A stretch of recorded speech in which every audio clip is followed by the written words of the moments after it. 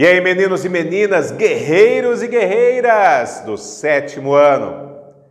Eu vou trabalhar hoje com vocês na parte da geografia sobre a concentração e desconcentração industrial.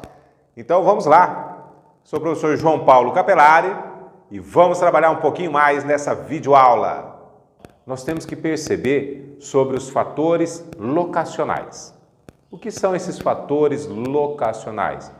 São os fatores que vão influenciar na localização da indústria, a implementação dessa indústria em determinados locais. Temos que entender que toda e qualquer indústria, ela busca o quê? Lucro, lucratividade. Só que para ter lucro, tem que ter algumas vantagens, não é sair construindo uma indústria, estabelecendo uma filial em qualquer lugar sem motivo aparente. Não. Tem que ter algumas pesquisas realizadas, tem que desenvolver um pouquinho dessa pesquisa para saber se é vantajoso ou não a indústria se estabelecer em determinadas regiões, ou seja, no Brasil ou qualquer outro país. Isso é uma realidade, não tem como fugir disso daí. Mas como que funciona? Quais são os fatores locacionais? Ou quais são os melhores fatores locacionais? Então vamos entender um pouquinho sobre isso, tá bom? Sobre a localização, a concentração da indústria, um dos fatores importantíssimos é a eletricidade, a energia, fontes de energia. Se naquele local a energia é suficiente para atender aquela indústria ou aquela quantidade de indústrias. Então a produção elétrica, ela é fundamental. Tem indústria que não consegue funcionar em hipótese alguma sem eletricidade. Então ela tem que ter uma garantia de que a eletricidade é o suficiente para que ela se estabeleça em determinada região. Outra coisa importante, mão de obra. É o trabalhador, a mão de obra é o trabalhador. É fundamental que a mão de obra seja específica para aquela indústria. Se ela é de alta tecnologia, de baixa tecnologia, se ela precisa de conhecimento técnico específico, então ela consegue se estabelecer aonde tem a mão de obra especializada para ela. Se é uma mão de obra de baixa qualidade, ela já tem uma vantagem, ela consegue se estabelecer em várias regiões. Mas se ela precisa de uma mão de obra técnica, tem duas opções. Ou o governo oferece o conhecimento técnico para a população, ou a própria indústria oferece para o trabalhador. Faz a sua seleção e depois vai capacitar cada vez mais esse trabalhador. Também é vantajoso, mas tem que ter a quantidade de mão de obra para poder trabalhar na indústria, ok? Outra coisa importantíssima, a indústria precisa de transporte. Então, as vias de transporte têm que atender a necessidade da indústria, tá? E por aí, você vai verificar que existem várias e várias outras formas de atração para as indústrias. Nós falamos da mão de obra, falamos da energia, falamos do transporte. Outra coisa, mercado consumidor. O mercado consumidor são as pessoas que compram a produção daquela indústria. Ou pessoas ou outras empresas, né? Outras indústrias que compram, que adquirem o produto fabricado ali naquela indústria. Então, é o mercado consumidor.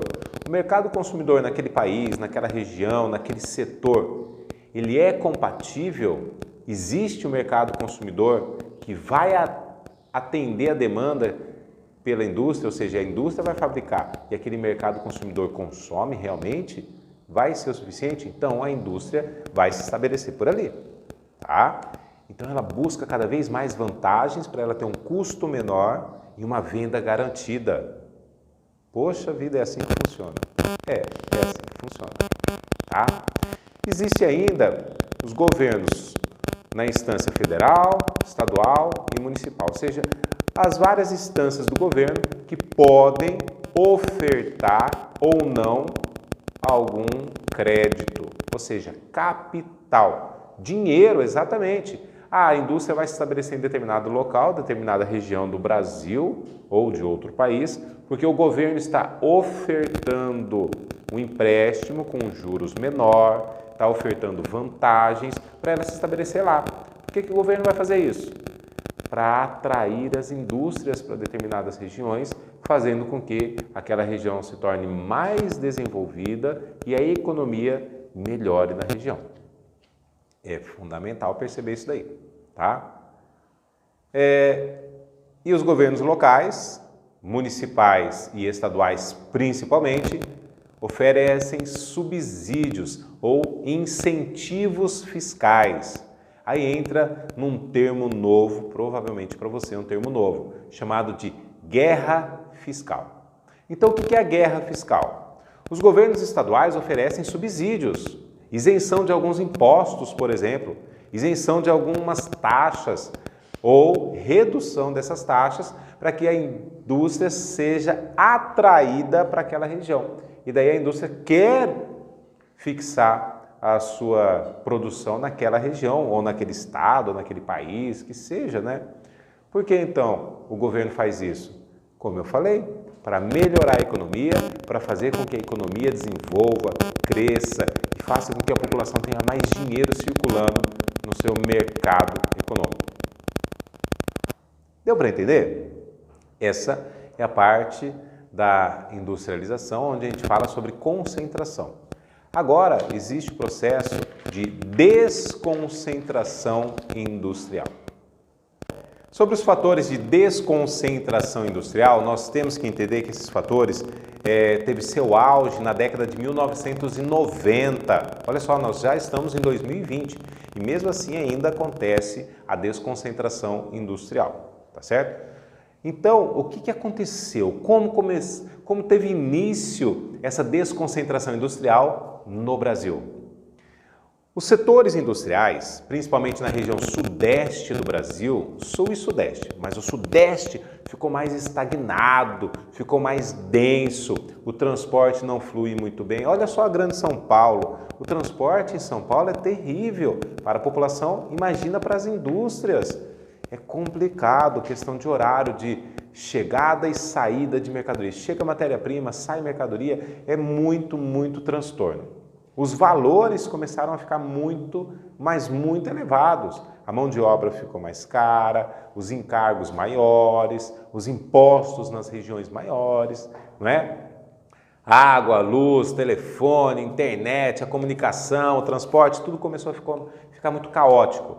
Então, as indústrias passaram aí para o interior, nas cidades médias, tá? E mudando até de estado. E quais são os principais motivos, os principais fatores de desconcentração dessas indústrias? Nós temos que perceber isso daí, tá? Então, esses fatores, a guerra fiscal, como eu já falei para vocês, a guerra fiscal é um fator primordial para a desconcentração industrial, porque algumas empresas, algumas indústrias passaram a receber incentivos do governo, como isenção de encargos, como eu falei para vocês, tá? Além da guerra fiscal, também começou a ter a renovação da estrutura do transporte, uma alta velocidade, começou a ter mais velocidade na estrutura do tipo de transporte. As vias de transporte se alteraram, dessa forma ficou melhor. Não tem mais a necessidade de estar muito próximo do mercado consumidor. Quer um exemplo muito fácil? Você provavelmente tem algum produto que veio da China. Olha aí, veio de outro país e pior ainda, de um continente tão distante. Significa que o transporte ficou muito melhor e principalmente o processo chamado globalização, tá certo?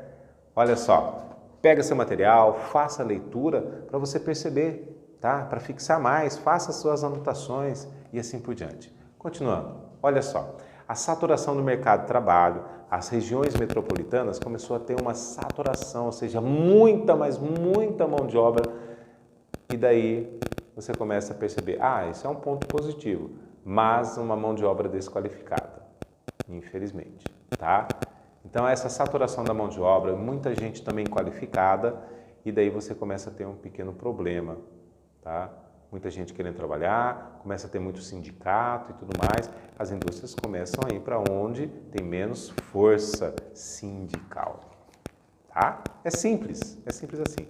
E o aumento do custo, como eu falei, das instalações. As instalações começaram a ficar muito caras, começaram a ter um alto custo de instalação, de renovação, de mudança, porque só o fato para chegar a mercadoria até lá, para fazer uma nova instalação, uma nova reestruturação da indústria, às vezes sai mais caro do que montar uma indústria totalmente do zero num estado onde precisa de indústria. Simples desse jeito.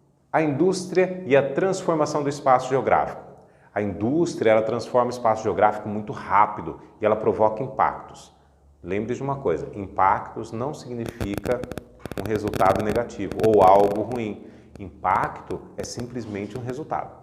Mas a indústria promove impactos positivos e impactos negativos. Infelizmente, tudo que se faz, tudo que nós temos como atitude na superfície terrestre vai produzir um resultado. E esse resultado vai ser positivo para alguns e negativos para outros.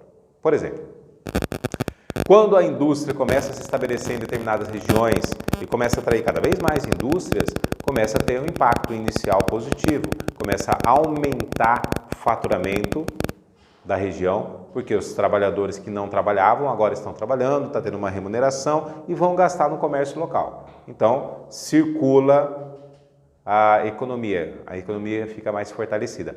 Porém, a indústria, ela promove impactos ambientais consideráveis. Ou ela promove um impacto ambiental na atmosfera, poluição atmosférica, ou ela promove um impacto ambiental nos recursos hídricos, a poluição hídrica dos recursos hídricos, o impacto ambiental da impermeabilização, aumenta o fluxo de transporte, ocorre as migrações para poder começar a trabalhar, aumenta o volume, a cidade aumenta, pode começar a surgir aí a favelização aonde não tem, ou aumentar a favelização. E muitas pessoas que acabaram migrando para determinadas cidades por causa da instalação de indústrias, mesmo não tendo emprego, de repente acaba ficando nessa região e aumenta o número de pessoas sem emprego, ou seja, desempregados. Então os impactos são enormes, tá? E daí o governo local, municipal e o estadual são obrigados a atender essas pessoas para que reduza cada vez mais os problemas, ou tente, tá? Essa foi mais uma aula de Geografia com João Paulo Capelari. Te vejo na próxima. Tchau, tchau! Bom descanso!